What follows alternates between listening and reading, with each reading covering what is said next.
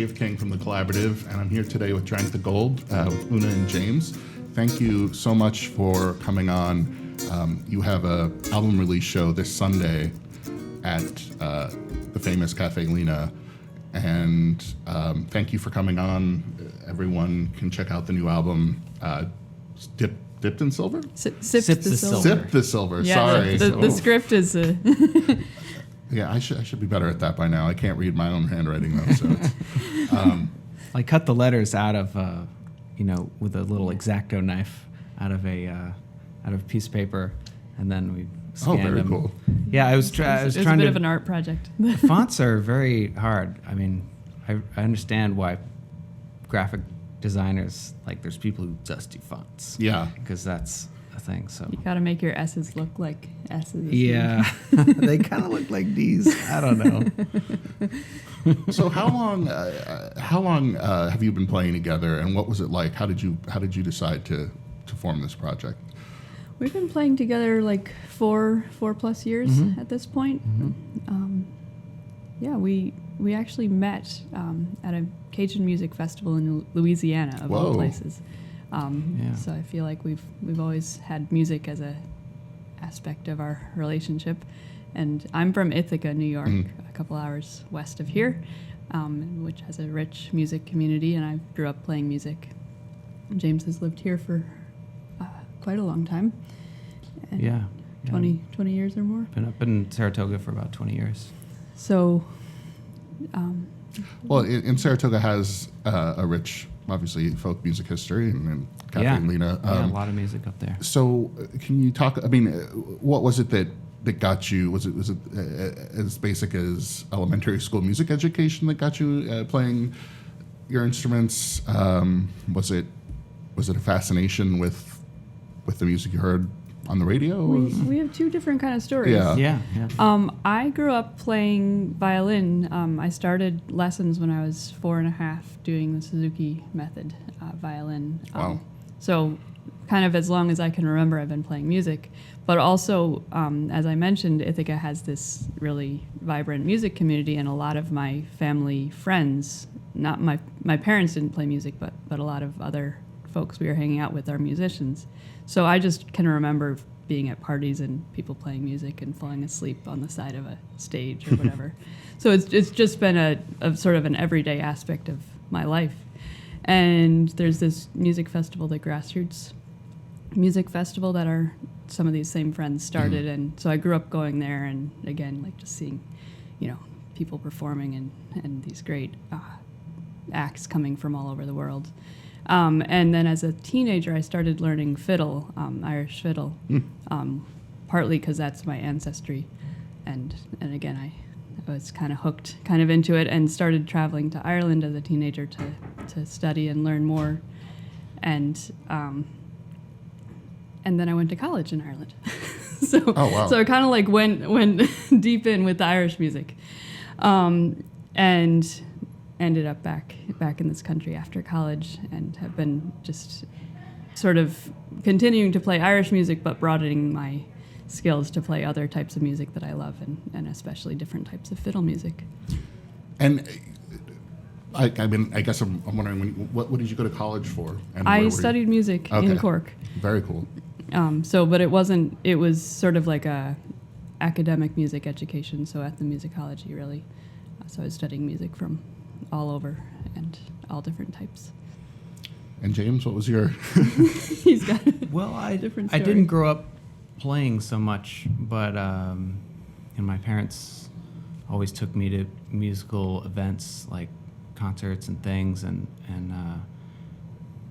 the Episcopal church that I went to had a full-time choir director and organist, and they were fantastic musicians, so I got to hear a lot of classical music that way. And but it wasn't until kind of after college that I really got into playing and performing, and I would play bass in rock and roll bands, and just kind of stuff like that. Jump into whatever just jumping was into fun situations. at the time, I feel like.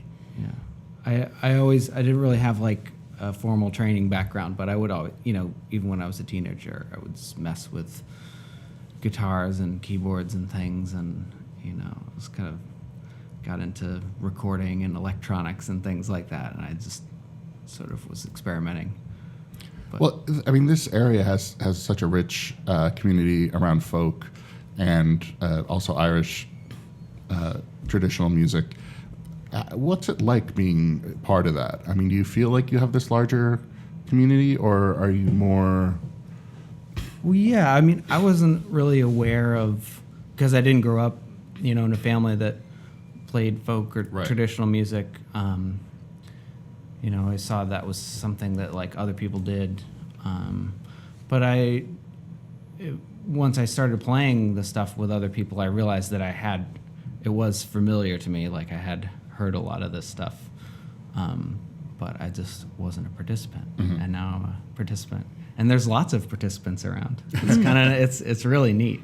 Yeah, there's a great scene. We were just listening to this podcast about old time music called Get Up in the Cool, and one of the things that struck me was that a lot of the different guests kept mentioning that with folk music and old time, and it would apply to Irish music too, is you just get together with people that you've never met before, and if you know the same tunes, you can just play together. You don't need to rehearse. You don't need to discuss like what you're gonna do. It's just like, oh, do you know this tune? Yeah, I know this tune. Let's play it, and then you can have this immediate conversation with a stranger, which is pretty cool. I mean, my family goes down to Jake Moon in, where is that, Clarksville? Anyway, but every Sunday they have, folks with the fiddle and banjo and just Oh, cool. knocking out tunes while you eat breakfast. And, it does feel very much like that, where people can just step up and sit down and Yeah. sit in for as long as they want. But seeing that sort of propagate throughout the generations is interesting, because obviously there's this old guard, but there are new groups that are sort of blending folk and rock and doing pretty well at it. Oh, yeah. So you were telling me that you recorded this in Ithaca, Yeah. and what was that process like? How did you decide on the set list? And Well, we decided to go to this place, Electric Wilburland in Ithaca, partly because it has a great name, but also partly because we knew that Will Russell, the engineer, is great at his job, and we just wanted somewhere. So it's in an old church, so we knew that it was just a room that had a beautiful sound, and we knew that he was going to do a great job picking up the acoustic sounds of our instruments, and so we could just show up and kind of just do what we do, which I feel like that's important about when you're trying to do some recording. So we play and sing songs. We've been performing at least once, maybe twice a week up in Saratoga for a couple of years. Mm-hmm. So we just sort of had evolved this repertoire of old traditional tunes and songs, and James has gotten into composing tunes in these styles. Sometimes I give him little tweaks, but he's the main composer. So we had these different, just this whole evolved set list. And last March, we'd been talking about recording for a long time, but last March we kind of, probably it was February when we set up the date. We just sort of said, all right, let's just do it. I'm just gonna do this. And the set list, or the track list. Oh, how sorry. I know it's like a set list. How did we come up with it? I guess we wanted to get some of your compositions in there. Yeah. Well, we tried to get a little of everything that we do, like, the first recordings we had put online and stuff, and we had made. They were almost exclusively Irish tunes, mostly instrumentals, and also traditional Irish songs. So on this one, there's a bit more of like the American traditions represented, and I think we also went a little bit more into the like, how do we want to interpret this song rather than kind of just learning the song. We kind of tried to come up with interesting arrangements or something that was unique to us as what we do. Yeah, I think we sort of got half and half with you playing banjo on some of them and guitar on some of them, which was banjo was a new instrument to the mix, and then we got more singing songs, I think, and I guess it was the first time that I was singing also. That singing sort of my new instrument these days. So I do some harmonies on some of these songs. And what should folks expect at the Cafe Luna show? Will you be doing most of the album, or is it? I think we might get most or all of the songs from the album, and then some new stuff we've developed since then. James written a couple more tunes since then, so we've got a couple of those planned, and we've been working on some songs, a couple new songs. And did you have thoughts on how younger musicians might pursue this style of music, or where they should start? Just, basically. Yeah. Do you have any? Well, I'm kind of a newcomer to it myself, and just going to the jam sessions or Irish sessions and just checking it out for a little while, and ask some of the musicians there what to listen to or what to look for, and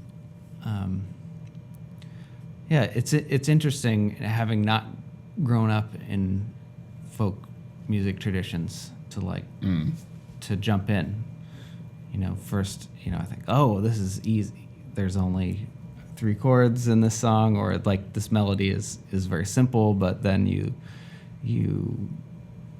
get into it a little more and you start to see some of the subtleties coming out. So it's a real fun journey. You just gotta jump in, and all the people I've met in the folk music community here who do jams and sessions and things are all really friendly, and it's a very sort of open, inclusive environment. Yeah, I think the main thing is just to show up and to meet some people and start listening, and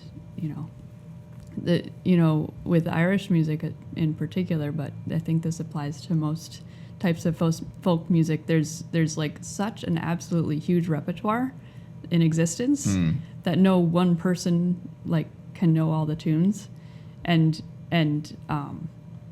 so if you might want to prepare yourself to show up to the jam, but you're like, well, where do I start?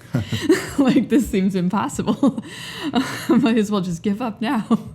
But so one really concrete suggestion I would say is just show up and listen the first time, and maybe even just record it. And chances are they're going to repeat themselves the next time they meet up, because I repeat myself a lot. And even if the people playing in the jam aren't repeating themselves, you could say, hey, you guys played this really nice tune last time. You do you mind if we play it again? And I'm sure they won't mind. So that's been my tactic when I was a kid growing up. And is there anyone in the community locally that you have played with, or you sort of feel a kinship with, or you like to go see, or of any genre? Are there folks that stick out you've worked with or shared the stage with? Well, sorry to put you on. Yeah, no. I feel like that's such a huge, huge topic. Where to start? Well, just thinking of Schenectady. There's Cara Doyle, who's a Ilian piper, that we've met at the sessions, and I actually know her from growing up in Ithaca. Oh, yeah. Fun little history is she was doing something at Cornell, and so when I was a little kid showing up at the Ithaca session, she would be playing there. Oh, wow. And so I remember her from years ago. So it's really fun to reconnect with her back in this area. She's a wonderful Irish musician.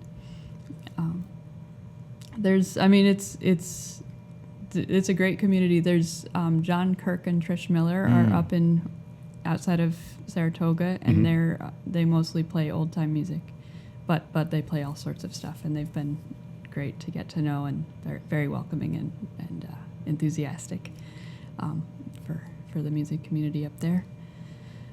But yeah, I mean, we could talk all day about Understood. Yeah. all the fun people. That would actually be kind of fun. That'd be Big a list. good show. Yeah, maybe we could have a podcast of just meet your local I think folk it's a good idea. traditional All right, musicians. write that down. So, how should folks go about getting the album if they can't make the show? So the album is available on our website, www.drankthegold.com, and also at wherever we're playing locally. And finally, I mean, I have to ask, where exactly does the name come from? What was the... Oh, well, You did. it's very hard to come up with band names because it's a band name, it's a brand name, and it's supposed to be kind of fun, but also, should represent what you're doing. And so we were just having a horrible time at this. We had list of terrible names. Horrible ideas. And we decided that we were going to try to read this. It's a book of contemporary Irish fairy tales. Or It's one story. it's called The Hounds of the Morgaine by Okay. Pat O'Shea. Mm-hmm. And there must be something in this book. And so we opened it up, and in the very first paragraph of the very first page, it's describing this sort of fantasy. These witch spirits are entering our realm or whatever, and they're flying over the ocean, and they're sipping the silver of the moon and drinking the gold of the sun. Oh, wow. They drank the gold. Ooh, we like that. So we settled on Drank the Gold, and of course the first record had to be called Sip the Silver. We don't know where to go from there, Yeah. but Turn the page. That's So the Hounds of the Morgaine was it's a where we good got that story from. if you're looking Excellent very cool. for a fairy tale little book. fairy tale story. Well, thank you so much for coming on, and Thank you, David. I expect we'll share some of your music along with the podcast so Oh, folks can thank get you. a little bit more of a sense. And, Thanks for having us. Yeah, thank you so much, and hopefully we'll come out to a show soon. Yeah, Great. let us know. Thanks.